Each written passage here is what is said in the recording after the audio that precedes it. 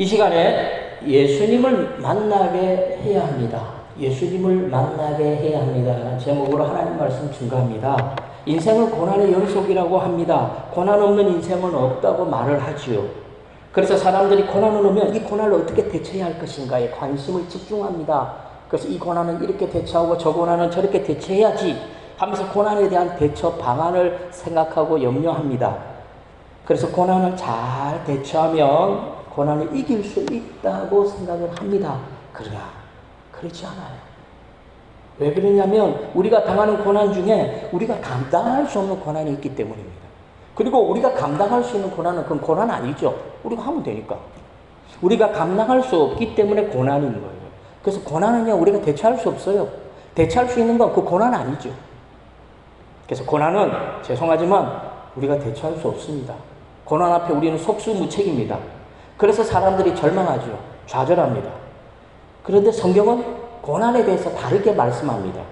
고난이 오면 잘 대처해야 된다 이렇게 말씀하는 것이 아니라 고난이 오면 예수님을 만나야 된다는 거죠. 고난이 오면 예수님을 만나야 된다고 말씀합니다. 예수님을 만나면 다 해결된다는 것입니다. 어떤 고난이든 어떤 일이든 예수님을 만나면 다 이길 수 있고 다 극복할 수 있고 해결할 수 있다는 것입니다. 그래서 성경은 할 수 있거든이 무슨 말이냐, 믿는 자에게는 능히 하지 못할 일이 없느니라 이렇게 말씀하고 있죠. 무슨 말입니까? 무슨 말이죠? 믿음을 말하는 거예요. 믿음. 하나님은요 원래부터 불가능이 없는 분이거든요. 불가능이 없는 분인데 왜 우리에게는 불가능이 있죠? 믿는 자에게는 불가능이 없다고 그랬어요. 그러면 우리가 믿음이 없다는 얘기예요.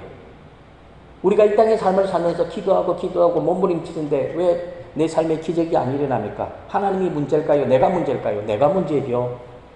믿는 자에게 능히 하지 못할 일이 없다고 했어요. 그러면 안 된다는 말은 내가 믿는 자가 아니기 때문에 그래요. 자기 자신이 제일 잘 알죠. 자기 자신에게 물어보세요. 너 믿음 있니? 그러므로 예수 믿으면 다 해결됩니다. 그러므로 누구든지 예수를 믿기만 하면 망하는 것이 아니라 다 구원을 얻습니다. 진짜로 예수를 믿어야 돼요. 오늘 이 시대 가짜로 믿는 사람 너무너무 많아요. 종교 생활하는 분들이 너무 많아요. 왜 그런지 모르겠어요. 진짜로 예수를 믿기만 하면 어떤 고난도 하나님이 간섭을 해가지고요, 고난도 축복으로 바꾸어 주시고 축복은 더 놀라운 기적으로 우리의 삶을 형통하게 선으로 이끌어 주십니다. 그래서 실제로 고난이 어떨까요? 실제로 고난이 우리에게 어떻게 다가오죠? 피부에 어떻게 닿습니까? 고난 당하면 다 잘 된가요? 생각외로 고난 가운데 절망하고 좌절하는 예수 믿는 사람들 많아요. 이 말이 무슨 말입니까? 예수 믿는 사람도 고난 앞에 좌절하고 절망한다는 거예요. 예수 믿는데도 불구하고 고난이 우리에게 축복이 되지 않는다는 거예요. 고난 당하면 고난이 우리에게 잘 돼야 되는데 고난이 우리를 아프게 하고 고통스럽게 한다는 것입니다. 그러므로 고난 가운데 다 잘 되는 거 아닙니다. 이거는 진리예요. 많은 사람들이 착각해요. 예수 믿으면 다 잘 된다. 당연히죠. 예수 믿으면 잘 돼요. 근데 왜 안 되죠? 예수 잘 안 믿으니까. 많은 사람들이 그냥 둘러 넘어가요. 잘 안 되고 자기는 무조건 예수 잘 믿는다고 생각해요. 그러지 않아요. 답이 틀린다는 말은 뭐죠? 수학 문제를 풀다가 답이 틀렸다는 말은 풀이 과정이 틀렸다는 거거든요. 그러면 풀이 과정을 고치면 되거든요. 우리가 기도했어요. 믿음 생활했어요. 왜 기적이 안 일어나고 왜 고통과 고난의 연속이죠? 그러면 내 인생의 풀이 과정이 틀린 거죠. 고쳐야죠. 고쳐야 돼요. 하나님은 지금도 우리를 복을 주시기 위해 기다리고 있어요. 근데 못 줘요. 왜? 틀렸으니까. 하나님께서 우리가 복을 막 쏟아 부으려고 하는데 우리 믿음의 장독대의 뚜껑이 닫혀있는 거예요. 장독대 뚜껑 닫혀있으면요, 소낙비가 쏟아져도 그 장독 안에는 피 한 방울 안 들어가죠. 우리가 그렇게 살아요. 그러면서 하나님께 불평합니다. 왜 하나님 나에게 고난만 주십니까? 왜 고난이 나에게 축복이 안 됩니까? 진짜 어리석은 분들이 오늘 이 시대에 너무너무 많다라는 겁니다. 그래서 고난 가운데 다 잘 되는 것이 아니에요. 잘 되는 사람은 잘 되고 안 되는 사람은 안 돼요. 예수 믿는 사람들 중에서도 복 받는 사람은 복 받고 복 못 받는 사람은 계속 복 못 받아요. 그런데 몰라요. 자기가 왜 복을 못 받는지 몰라요. 자기가 지금까지 이렇게 살아갖고 이만큼 산다면 한번 바꿔보면 안 될까요? 내가 60평생, 70평생 살아가지고 지금 이 정도밖에 못 산다면 한번 바꿔보죠. 한 1년 정도 한번 바꿔보세요. 지금까지 살아왔던 그 과거의 삶을 다 청산해버리고 말씀대로 한 1년만 한번 살아보라니까요. 그러면 그 1년의 삶이 나를 어떻게 바꿔놓는가 한번 궁금하지 않아요? 한번 그렇게 살아보시기 바랍니다. 근데 오늘날 성도들은 고난을 너무너무 두려워해요. 고난을 끔찍이도 싫어해요. 근처도 안 가요. 고난 한번 당해보라니까요. 그러면요, 고난도 이거 별거 아니네? 별거 아니네? 좀 아프지만 힘들지만 이거 고난 이거 별거 아니네? 이런 믿음이 생기는 거예요. 욥은요, 혹독한 고난 가운데 하나님께 뭐라고 고백합니까? 하나님이 나를 단련하신 후에, 용광로 속에서 나를 단련하신 후에 나를 순금같이 되어 나온다라고 말씀하고 있습니다. 욥기 23장 10절 다 같이 읽습니다. 시작. 그러나 내가 순금같이 되어 나오리라. 모두가 다 고난 가운데 순금이 됩니까? 안 되잖아요. 무슨 얘기냐면 내가 순금이 되기 위해서는 고난 가운데 내 속에 뭐가 있어야 돼요? 금이 포함되어 있어야 돼요. 내 속에 금이 있어야 된다고요. 내 속에 금이 있어야 불순물도 있고 금도 있어야 용광로 속에 들어가면 불순물은 빠져나가고 금이 되어서 나오는데 내 속에 금이 없다니까요. 믿음이 없어요. 처음부터 믿음이 없으니까 용광로 속에 들어가면 하나도 없죠. 금이 안 되는 거죠. 그래서 모두가 욥이 아니라는 거예요. 근데 자기는 착각해요. 난 믿음이 있다고. 누가요? 하나님이요? 자기가 그렇게 생각해요. 나 교회 10년 다니고 20년 다니고 30년 다녔고 조상대대로 예수를 믿는 집안이었으니까 나 믿음이 있다. 근데 왜 열매가 없죠? 왜 용광로 속에 들어가면 금이 안 되죠? 내 속에 금이 없기 때문에 그래요. 아무 광석을 용광로 속에 집어넣으면 다 금이 되어 나옵니까? 아니에요. 그 광석에 뭐가 들어가야 돼요? 금 성분이 들어가 있어야 금이 나오는 거예요. 그래서 모두가 욥이 아닌 거죠. 모두가 욥처럼 믿음 있는 사람이 아니라는 겁니다. 모든 사람이 다 욥이 될 수 없는 거예요. 학교 가서 학교 선생님 말씀 잘 듣고 예수 복습 잘하면 공부 잘할 수 있다는 사실 모든 학생들이 다 알아요. 선생님들이 다 가르쳐 주죠. 모르는 사람이 없어요. 그러면 다 공부 잘해야 되잖아요. 근데 그렇지 않습니다.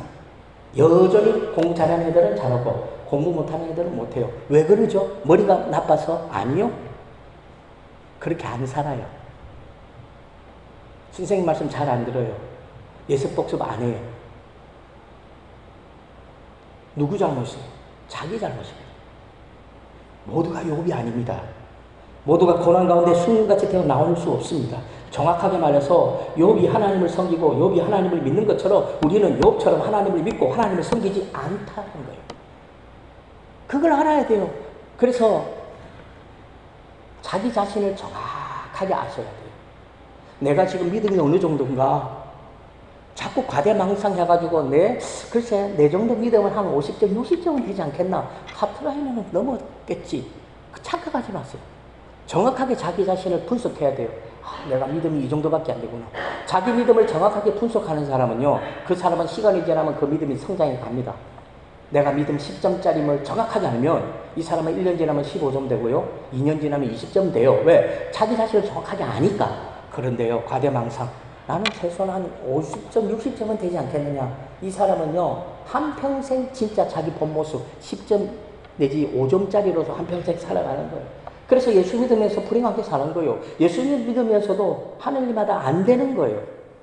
제가 예전에 궁금했던 게 그거예요. 성도들이 많은 교회에 있어 보면요, 잘 되는 사람은 잘 되고 안 되는 사람은 안 되더라고요. 그러면 이 비율로 따져가지고, 그죠? 이쪽이 한번 잘 됐으면 저쪽도 한번 잘 돼야 되잖아요. 아니에요. 성도들이 많은 교회를 보고 그 교구를 담당해서 보면요, 교회를 딱 보면 잘 되는 사람은 계속해서 잘 되고요, 안 되는 사람은 계속해서 안 돼요. 그게 왜 그럴까? 이 사람도 예수 믿고 이 사람도 예수 믿는데 왜 잘 되는 사람은 계속해서 잘 되고 안 되는 사람은 계속해서 안 될까? 분명히 이 사람 예수 믿는 사람 맞는데 뭐가 없어요? 믿음의 삶이 없더라고요. 무슨 말입니까? 예수 복습 안 하더라고요. 신앙의 예수 복습을 안 해요. 목사님 말씀을 잘 듣고 그 말씀대로 살려고 노력하지 않아요. 그러니까 어떻게 돼요? 공부 못하는 거죠. 그래서 모두가 고난 가운데 순금이 되어 나올 수 있는 것이 아닙니다. 왜 우리는 고난이 순금이 되지 않습니까? 자기 자신에게 한번 물어보세요. 제일 잘 알잖아요. 집에 가가지고 한번 물어보세요. 왜 나는 고난 가운데, 왜 나는 이렇게 힘들게 어렵게 살까? 나 예수 믿은 지금 몇 년이 되는데 왜 나는 예수 믿고 난 다음에 힘들까? 원망하고 불평하기 전에 자기 자신에게 물어보고 자기를 고치는데 바꾸면 되는 겁니다. 욥처럼 하나님을 섬겼습니까? 욥처럼 하나님을 믿었습니까? 욥처럼 살지 않았기 때문에 고난이 우리에게 순금이 되지 않는 거예요. 흉내라도 내면, 우리가 욥처럼 살려고 몸부림치고 흉내라도 내면, 욥의 금덩어리가 주먹만 하다면 우리 금덩어리는 최소한 손톱만큼은 돼야 되지 않겠어요? 그래도 복이잖아요. 그러므로 고난은 믿음으로 이기는 겁니다. 믿음 없으면 절대로 이길 수 없습니다. 돈 많으면 고난 이길 수 있습니까? 아니에요.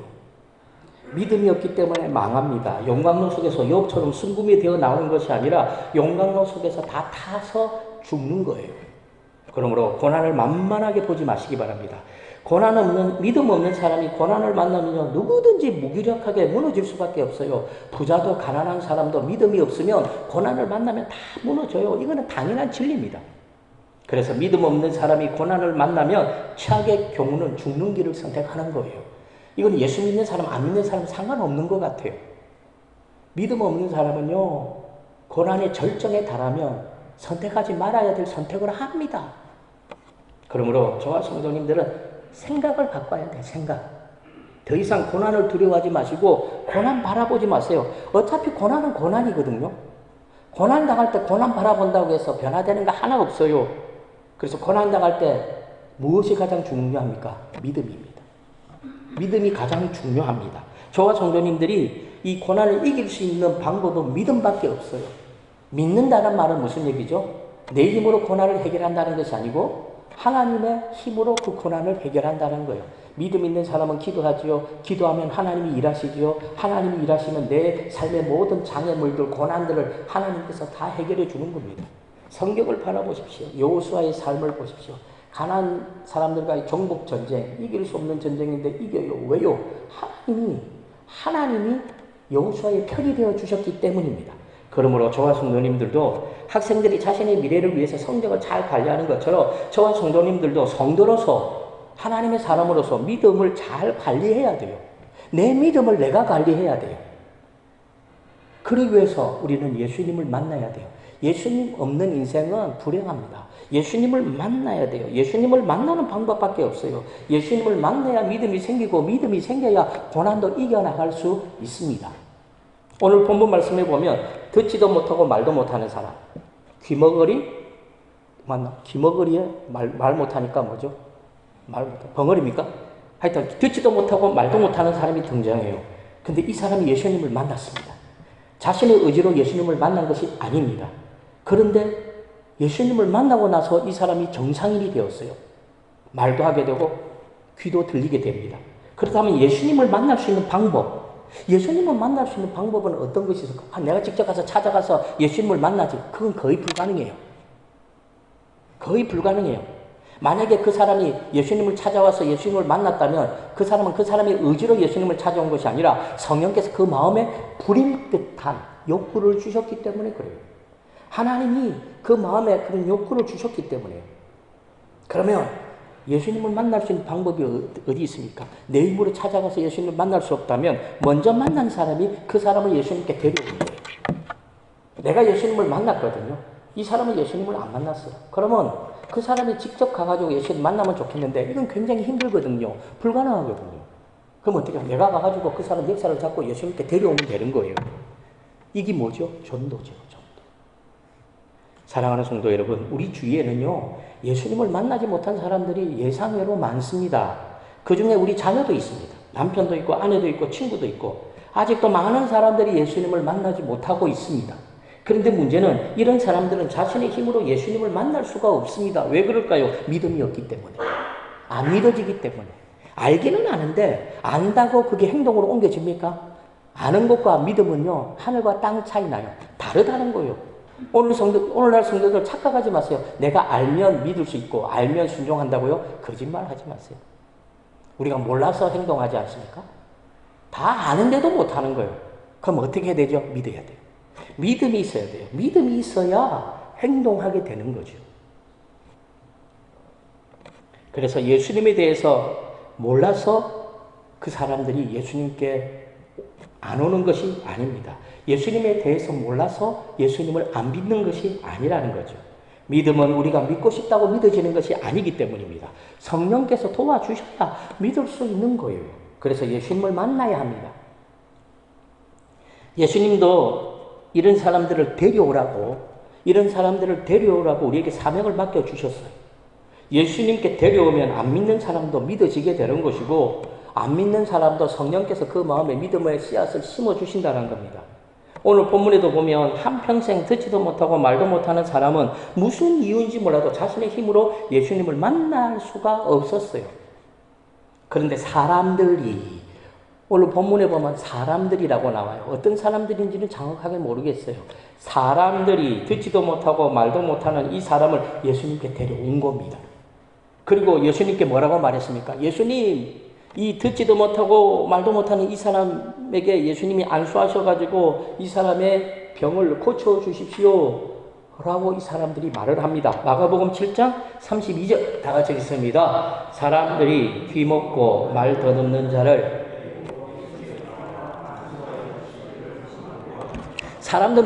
이 사람들은 왜 듣지도 못하고 말도 못하는 이 사람을 예수님께 데려왔을까요? 왜 데려왔죠? 이 사람들은요, 먼저 예수님을 만났기 때문에 그래요.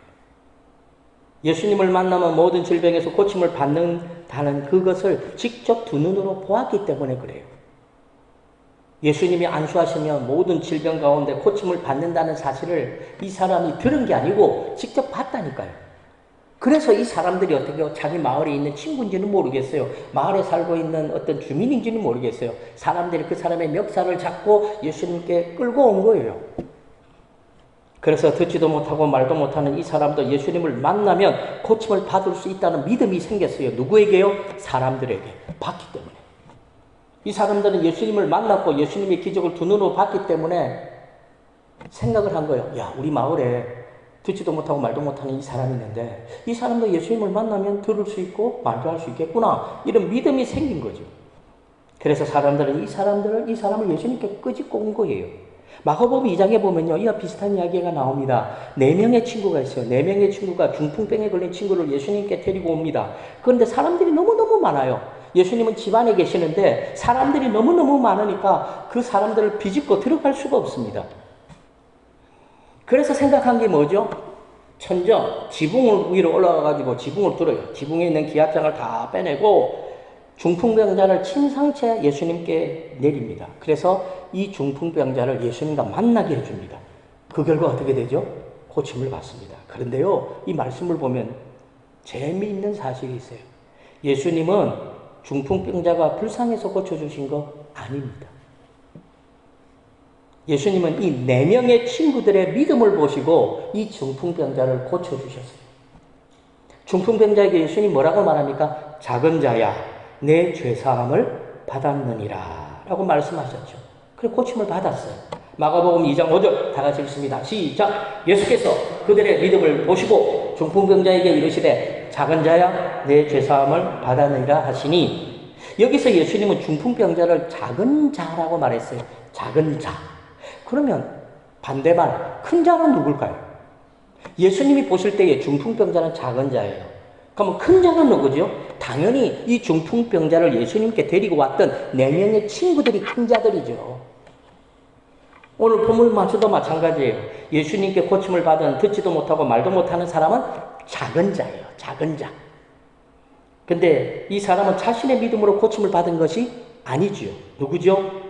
듣지도 못하고 말도 못하는 사람을 예수님께 데리고 온 사람들, 이 사람들의 믿음 때문에 고침을 받은 거예요. 그래서 큰 자는 누구죠? 이 사람을, 듣지도 못하고 말도 못하는 이 사람을 예수님께 끄집고 온 사람들이 큰 자인 거죠. 전도도 마찬가지예요. 전도하는 자가 큰 자예요. 저와 성도님들이 큰 자라고요. 세상에서 예수 믿지 않는 사람들은 작은 자예요. 그래서 큰 자로서의 삶의 도리가 있죠. 작은 자들을 예수님께 데리고 오는 거죠. 예수님을 만나게 하는 거예요. 그래서 그들의 질병을 고쳐주는 거죠. 사랑하는 성도 여러분, 우리 육신적으로 보면 이 사람이 귀가 안 들리죠? 말도 못하죠?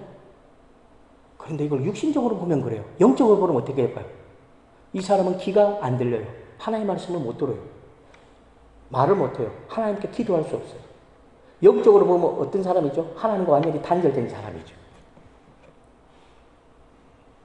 그래서 전도라는 것은 영적으로 하나님과 단절된 사람을 하나님과 이어주는 사람이에요. 전기 알죠? 전기.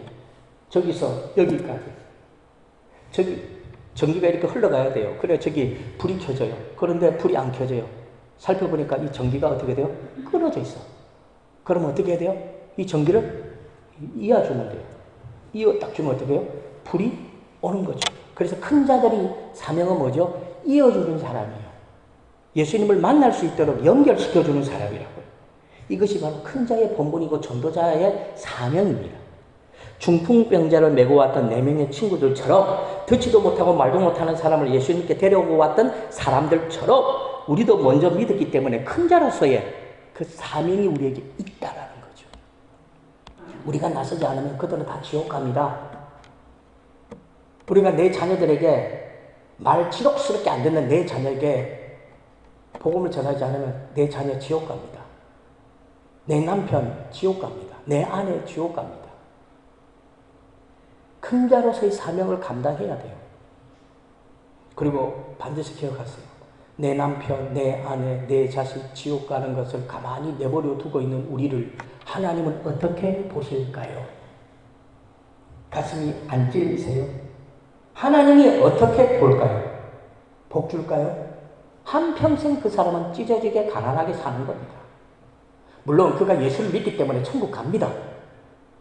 그러나 그가 온전한 믿음의 삶을 살지 못하고 큰 자로서의 삶을 살지 못하고 전도자로서의 삶을 온전히 살지 못하면 하나님이 기뻐하지 않아요. 하나님 복을 안 주는 거예요. 왜 이거에 대해서 가슴에 찔림이 없는지 모르겠어요. 아 귀찮다. 지 인생 지가 살지. 내하고 무슨 상관이야. 이런 마음을 가지면 절대로 안 돼요. 어떤 분들은 이런 말을 해요. 목사님 아무리 전도해도요. 전도가 안 돼요. 물론 전도 안 됩니다. 전도 힘듭니다. 저도 압니다. 그렇다고 전도하지 않으면 그 사람은 아예 믿는 길이 막히는 거예요. 그래서 우리는 어떻게 해요? 안 믿어도 전도하는 거예요. 안 믿어도 전도하는 거죠. 안 믿어도. 새벽기도에 버스 운행을 하는 집사님이 있어요. 그런데 꼭 어느 지점 가면요. 거기 분명히 아무게 살고 있거든요. 근데 그 앞을 지나가요. 지나가면 안 나와요. 1년이 돼도 안 나와요. 그러니까 이 집사님이 생각했어요. 아, 절로 가면 어차피 안 나오는데 그냥 지나치자고 다른 데로 빠른 길로 가버렸어요. 그 다음 주일 난리 났잖아요. 왜요? 새벽기도 가려고 나왔는데 차가 안 왔더라. 어떻게 된 일이고 나중에 알았죠. 글로 안 오고 그냥 옆으로 지나갔대요. 그럼 누가 나쁜 놈이 되죠? 그 기사가 나쁜 놈이 되는 거예요. 그럼 기사는 할 말이 있죠. 아, 목사님, 제가요, 여기요, 1년 이상을 다녔거든요. 한 사람도 새벽기도 안 나왔어요. 그래서 그날 아침은 좀 바쁘기도 하고 좀 늦게 나왔기 때문에 어차피 그게 안 나올 줄 알고 그냥 제가 질러서 가버렸습니다. 그런데요, 죄송하지만 왜 하필 그날 아침에 새벽기도 나오는 아무개 권사님이 있었을까요? 그 권사님이 잘못한 게 아니고 누가 잘못했어요? 가로질러 간 이 운전기사가 잘못한 거예요. 무슨 얘기죠? 나오든 안 나오든 우리는 우리의 사명을 감당해야 되는 거예요. 그 운전기사의 사명은 뭐죠? 그 정류장을 반드시 거쳐 지나가야 돼요. 사람이 있든 없든. 그런데 자기 머리를 쓰지요. 저는 이거를 잔머리라고 생각해요. 잔잔한 지식. 그게 뭐예요? 잔머리. 근데 잔머리는 자기를 망하게 해요. 그래서 머리 쓰면 안 돼요. 그냥 하면 돼요. 사명이라는 것은 우리가 열매까지 생각하고 결과까지 생각하고 감당하는 것이 사명이 아니에요. 열매와 결과는 누가 책임지죠? 하나님이요. 그럼 우리는 하나님이 시키는 일만 하는 것이 사명인 거죠. 그래서 우리가 전하지 않으면요. 1년, 2년 동안 교회 안 나오던 사람이 영원토록 안 나오는 거예요. 근데 우리가 전하면 1년, 2년 동안 절대로 예수 안 믿던 사람이 이상하게 그날따라 예수 믿는 놀라운 역사가 일어나는 겁니다. 그러므로 예수님을 만나는 방법은 먼저 믿은 저와 성도님들이 큰 자로서의 사명을 감당하는 거예요. 우리가 그들을 주님 앞으로 데리고 오는 거예요. 우리가 그들에게 전도하는 거예요. 전도하지 않으면 그들은 절대 예수 믿을 수 없습니다. 그래서 예수님도 승천하시기 전에 모든 제자들에게 성령의 권능을 받고 난 다음에 땅끝까지 이르러 복음을 전하는 증인이 되라고 말씀하셨어요. 사도행전 1장 8절과 9절 우리 다 같이 읽습니다. 오직 성령이 예루살렘과 원유대와 사마리아와 땅끝까지 이르러 내 증인이 되리라 하시니라. 이 말씀을 마치시고 그들이 보는데 올려져 가시니 구름이 그를 가려 보이지 않게 하더라. 예수님이 승천하시기 전에 맡겨주신 사명이 증인의 삶을 살아가는 겁니다. 그러므로 저와 성도님들이 먼저 예수를 만났고 먼저 예수를 믿은 큰 자로서 이 땅에서 책임감을 가지고 사명을 감당할 수 있어야 합니다. 지금의 영국 교회는 심각합니다. 지금의 영국 교회는 심각해요. 한때 국민의 대다수, 아니 거의 100%가 예수 믿는 국가가 영국입니다. 기독교 국가예요. 영국은. 왕이 성경을 편찬할 정도로 이 영국은 대단한 기독교 국가였어요. 그런데 지금은 아닙니다. 선교를 하는 나라에서 지금은 선교를 받아야 하는 나라가 되어버렸습니다. 어떤 분들은 영국 교회가 이렇게 된 이유 중에 하나가 젊은 사람들이 교회를 떠났기 때문이라고 말을 합니다. 젊은 사람들을 전도하지 않았기 때문에 영국 교회가 이렇게 망해가고 있다라고 말합니다. 저는 아니라고 봅니다. 사람이 젊은 사람밖에 없습니까? 어르신들 없어요? 50대, 60대, 70대, 80대 어르신들 없습니까? 왜 영국 교회는 어르신들을 전도하지 않았습니까? 젊은 사람들이 교회 안 나오면 연세 드신 분들이라도 교회 해가지고 연세 드신 어르신들이라도 교회를 꽉꽉꽉 채우면 되잖아요. 교회에 꼭 젊은 사람들이 있어야 하는 법이 있습니까? 젊은이들이 안 되면 어르신들이라도 전도하면 되잖아요. 영국 교회에 어르신들만 수천 명 모이는 교회가 생기면 안 되나요? 저는요, 우리 한국 교회도요, 어르신들만 수천 명, 수백 명 모이는 그런 교회들이 많았으면 좋겠어요. 젊어서는요, 솔직히 젊어서는 혈기가 있기 때문에 자기 마음대로 살아요. 그러나 나이가 들면 철도 들고 오히려 나이 든 사람들이 복음 전하기가 쉽고요. 나이 든 사람들이 예수 믿을 가능성이 많아요. 자식들도 어릴 때는 아무것도 모르고 주일학교 다니죠. 그러다가 중학교만 가면 교회 안 나오더라고요. 자기 길로 가요. 그리고 세상으로 가다가 엄마 돌아가시고 아버지 돌아가시고 자기가 나이가 50, 60, 70 되면 그때서 어떻게 해요? 누군가의 전도를 받고 교회 나온다니까요. 젊어서 예수 안 믿으면 나이 들면 예수 못 믿습니까? 아니에요. 이상하게 교회들이요, 어르신들 전도하는데 인색합니다. 이건 정말로 악한 거예요. 모든 교회들이 젊은 사람, 학생들, 젊은 사람 전도하는데 혈안이 되어 있어요. 그런데요, 예수님은 그렇게 말씀하지 않죠. 누구든지 예수를 믿으면 되는 겁니다. 누구든지 예수를 믿기만 하면 다 구원을 받는 거예요. 어떤 분들은 교회가 건강해지기 위해서는 교회 안에 주일학교도 있어야 되고 중고등학교도 많아야 되고 대학생도 많아야 되고 장년들도 많아야 된다고 말을 합니다. 맞아요.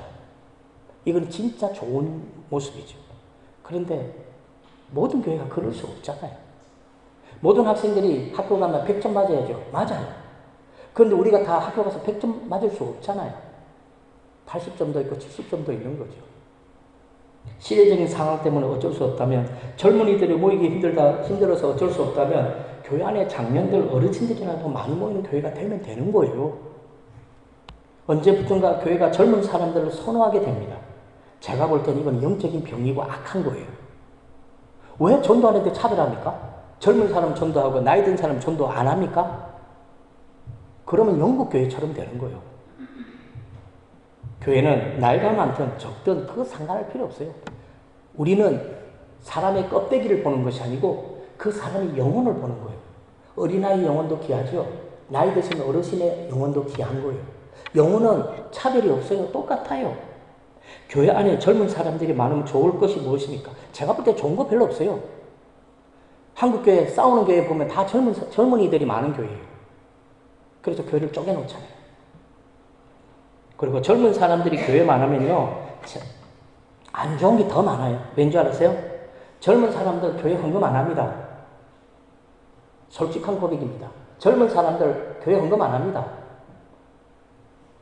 그리고 젊은 사람들의 특징, 자기한테는 굉장히 후해요. 근데 하나님 앞에는 정말로 인색합니다. 교회 봉사 젊은 사람들이 할 것 같습니까? 큰 교회 가보세요.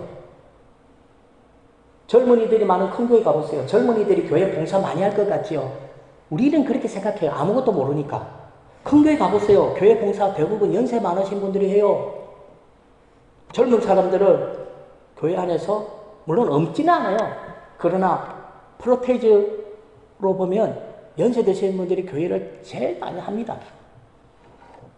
젊은 사람이 있어야 교회 미래가 있는 것이 아니에요. 믿음 좋고 성령 충만한 사람들은 나이가 많든 적든 상관없어요. 믿음 좋고 성령 충만한 사람들이 많아야 교회가 건강하고 교회가 미래가 있는 겁니다. 그런데 자꾸만 젊은이들만 고집하는 분들, 이런 사람들은 하나님의 일을 생각하지 않고 사람의 일만 생각해요. 세상의 논리, 세상 회사의 논리, 그 법칙이 어느 순간에 자기 몸속에 들어와가지고 자기 머리로 계산해요. 야, 그래도 교회가 젊은 사람들이 있으면 교회가 잘 돌아갈 것이고 교회가 더 활기가 있을 것이고 교회가 더 많은 하나님 일을 할 것이다. 아니에요. 반대예요. 더 안 돼요. 저는 우리 부강교회가 젊은 사람이든 나이 드신 어르신이든 나 그거 상관 안 했으면 좋겠어요. 우리 부산 땅은요, 특히 이 금정구는 어르신들이 가장 많은 구지요. 어르신들 전도했어요. 노숙자들 데려오지 마시고 노인정 가면 얼마나 많습니까? 어르신들 좀 데려오세요. 어르신들 우리 부강교회가 어르신들만 5,000명 모이면 안 됩니까? 할머니 할아버지들이 5,000명 모이면 안 돼요? 할머니 할아버지들 헌금 더 잘한다니까요. 젊은 사람들 대학생들 5,000명 모아놓으면요, 이 사람들이 헌금 얼마 할 것 같아요? 이 사람들이 교회 봉사 얼마 할 것 같아요? 물론 젊은 사람들이 교회 없어야 된다 이 말이 아니에요. 있어야 되죠. 있어야 되지만 우리는 성도들을 평가하는 기준은 다른 게 아니에요. 나이가 많고 젊고 이게 아니고요. 이 사람이 믿음이 있는가? 이 사람이 성령 충만한가? 이 사람이 하나님의 말씀에 순종하는가? 예배를 통해서 은혜 받는가? 쉽게 표현해서 이 사람이 하나님의 사람인가? 이걸 보는 거거든요. 그러므로 우리 부강교회는 전도에 차별하지 마시기 바랍니다. 모든 사람을 예수님께 데려올 수 있기를 바랍니다. 젊은 사람이든 어르신들이든 차별 없이 모든 사람들을 예수님과 만나게 해야 돼요. 그래서 오늘 본문에서 예수님은 듣지도 못하고 말도 못하는 사람을 보시고 하늘을 우러러 보시고 예수님이 탄식하셨어요. 마가복음 7장 34절 다 같이 읽습니다. 시작. 하늘을 우러러 탄식하시며 그에게 이르시되 에바다 하시니 이는 열리니라. 예수님이 탄식하시고 예수님이 에바다 열리라라고 말씀하셨다는 거예요. 예수님 왜 탄식하셨을까요? 예수님 지금 눈앞에는 누가 있죠? 듣지도 못하고 말도 못하는 불쌍한 사람이 있어요. 예수님이 내가 이 사람을 고쳐주면 이 사람은 분명히 예수 안 믿을 텐데 그래도 내가 이 사람을 고쳐줘야 하나? 예수님이 이런 갈등 때문에 예수님이 한숨 쉬고 탄식했을까요? 그건 아니에요. 예수님이 보시기에 이 사람 귀도 안 들리죠. 말도 못하죠. 육신적으로 귀도 안 들리고 말도 못해요. 그런데 예수님이 이 사람을 보니까 이 사람이 영적으로도 말도 못하고 영적으로도 귀도 안 들리는 거예요. 이 말이 무슨 말이죠? 이 사람은 하나님의 음성도 못 듣고 하나님께 기도도 못하는 사람이죠. 또한 이 사람을 바라보면서 예수님은 누굴 바라보실까요? 세상에 예수 믿지 않는 사람을 바라보는 거예요. 세상에 예수 믿지 않는 사람들이 바로 이 사람과 똑같다는 거예요. 말도 못하고 듣지도 못하는 이 한 사람이 이 세상에 예수 믿지 않는 수많은 사람과 똑같은 거죠. 그러니까 하나님이 우리 예수님이 딱 바라보니까 기가 차죠. 탄식하는 거예요. 그래서 예수님이 뭐라고 말하죠? 열려라. 열려라. 왜 열려야 돼요? 막혔으니까 열려야 돼요. 뭐가 막혔어요? 이 사람은 지금 막혔어요. 하나님과의 관계가 막혔어요. 귀가 막히고 입이 막힌 게 아니라 하나님과의 관계가 막혔어요. 뿐만 아니라 이 땅에 수많은 사람들이 하나님과의 관계가 막혔어요. 그래서 예수님이 에바다 열리라고 말씀하신 거죠. 그러자 막혀있던 모든 것들이 열려지는 거죠. 이 사람의 영적인 상태가 열려졌어요. 하나님을 모르고 하나님과의 관계가 딱 막혀 있었거든요. 하나님이 열리라고 하니까 활 열렸어요. 그래서 어떻게 돼요? 그 안에 뭐가 들어갔겠죠? 믿음이 들어간 거죠. 그러니까 병은 자연스럽게 고쳐졌어요. 그 증거가 바로 오늘 본문에 나옵니다. 고침을 받고 난 다음 분명히 예수님이 뭐라고 말했죠? 아무에게도 말하지 말라 이렇게 말했습니다. 고침을 받은 사람이, 병고침을 받은 사람이 자신에게 일어나는 일을 전파하지 않는다는 것은요, 이거는 상식적으로 이해가 되지 않죠. 무슨 얘기입니까? 예수님께 병고침을 받은 사람이 두 종류가 있었어요. 한 종류는요, 예수님 병을 고쳐주셨어요. 이 사람은 어떻게 했을까요? 할렐루야, 나 병고침 받았네. 제가 할 길로 가버렸어요. 또 한 종류는 예수님 병을 고쳐주니까 예수님께 와가지고 감사했죠. 예수님 감사합니다. 감사합니다. 그러니까 예수님이 어떻게 해요? 너는 구원받았다라고 말했어요. 뭔 말이죠? 그 속에 믿음이 들어간 거죠. 그런데요, 병고침을 받고 예수님께 찾아오지도 않고 감사하지도 않고 제 갈 길로 간 사람은, 이 사람은 자기가 병고침을 받았다는 사실을 전파하지를 안 했거든요. 그런데 예수님께 찾아와가지고 감사하고 예수님께 구원받았다라는 말씀까지 들었던 이 사람은 육신적인 병도 치료함을 받고 그 마음에 구원도 받은 거죠. 그러니까 이 사람은 가만히 못 있는 거예요. 어떻게 했죠? 전파하는 거죠. 오늘 본문의 이 사람도 마찬가지예요. 하나님과의 관계가 꽉 막혀 있었다니까요. 그런데 예수님이 열려라, 이렇게 열려졌어요. 하나님과의 관계가 열려지니까 그 속에 은혜가 들어가고 믿음이 들어가니까 가만히 있을 수가 없어요. 자기만 가지고 있을 수가 없어요. 그래서 전하지 않고는 견딜 수가 없지요. 그래서 전한 거예요. 이것이 바로 믿음이죠. 사랑하는 성도 여러분, 예수님께 병고침만 받은 사람은 절대로 예수님을 전파하지 않습니다. 그러나 병고침 받고 예수를 믿고 구원받은 사람은요, 예수님이 전하지 말라고 그래도 복음을 전합니다. 그러므로 저와 성도님들도 믿지 않는 사람들을 예수님과 만나게 만드는 큰 자로서의 삶을 살아가시기 바랍니다. 그리고 존재에 차별을 두지 말고 모든 사람에게 전도할 수 있기를 바랍니다. 그래서 하나님을 기뻐하는 삶을, 그리고 하나님의 복을 누리는 삶을, 형통한 삶을 이 땅에서 살아갈 수 있기를 주님의 이름으로 간절히 축원합니다.